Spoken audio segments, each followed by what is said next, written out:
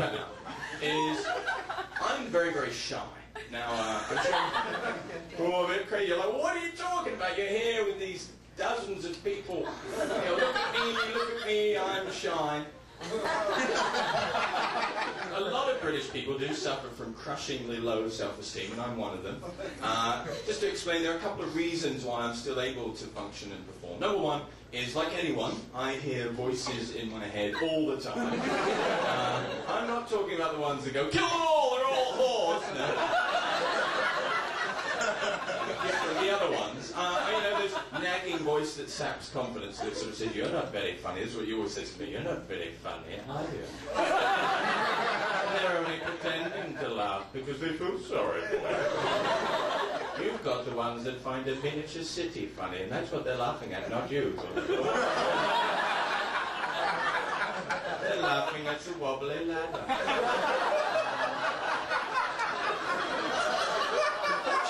I am so lacking in confidence that behind that voice is another one that says, you're not a very good nagging voice. He's only pretending to lose confidence because he's got a terrible case of vertigo on the wobbly ladder. And as a result, the two voices sort of cancel each other out. And most of the time, all I hear is a quiet sobbing.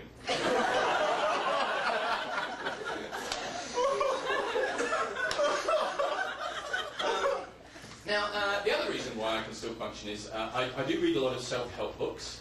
Up until now, it's been a lot of British self-help books, so I'm quite looking forward to, I think your North American ones might be a bit more touchy-feely.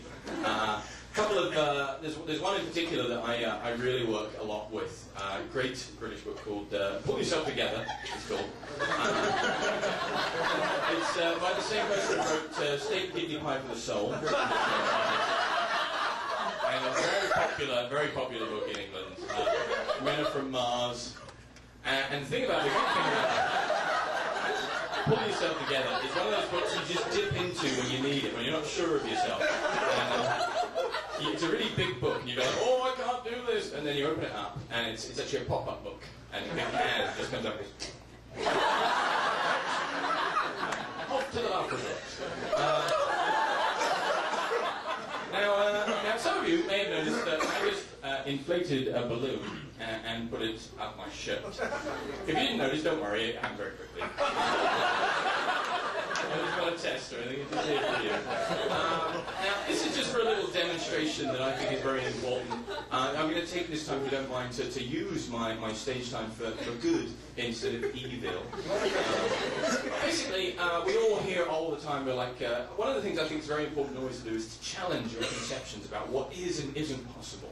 And that's what this is here for. What's going to happen is, I'm going to turn in a second, sort of 90 degrees, and then I'm going to flip over onto my back on this very hard, very real stage, and then I believe this balloon will act as a miniature trampoline.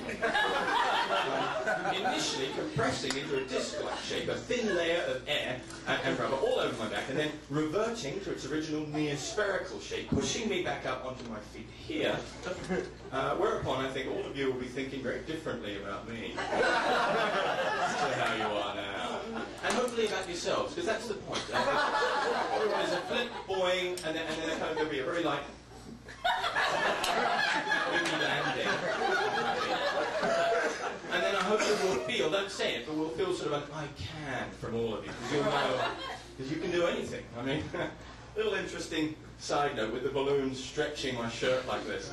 It sort of gives the illusion that I'm a little bit overweight.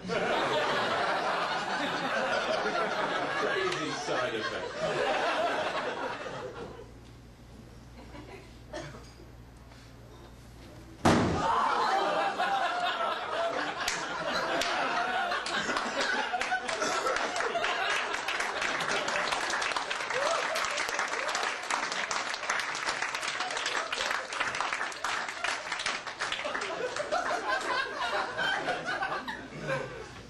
So, one of the first Canadians I met